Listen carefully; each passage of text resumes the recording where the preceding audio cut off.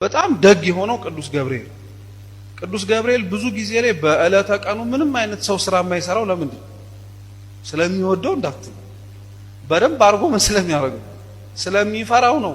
ልብስ ባጥብ ምን ይመጣብኛል ብሎ የሚገርማችሁ እነ ሚካኤል አይከፋቸው በቀናቸው እንዲህ ስናረግ እነ ሩፋኤል እነ ኡራኤል ምንም አይመስላቸው ደስ እንዳላችሁ እናን ይላሉ።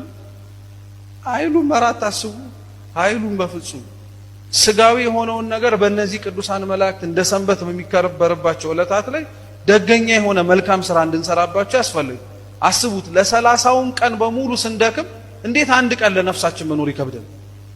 በቃ ወር በገባ በ19 እንደ ሰንበት አክብሩት የቅዱስ ገብርኤልን በዓል ማለት እኮ ስጋዊ ነገር አታስራበትና ስለ ነፍስ የምትጨነቅበት ቀንቱ ንስሐ ከሆነ ግባበት ከምቆርብ ከሆነ ቁረብበት።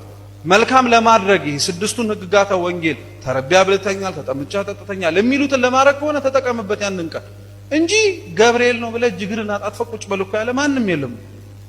እየሰማችሁ ነው። መልካም የሆነ ስራ መስራት አለብን። አለበለዚያ ልክ ፍሬ እያፈራ ነገር ግን እሾህ እንደሚያንቀው ነው የምንሆነው።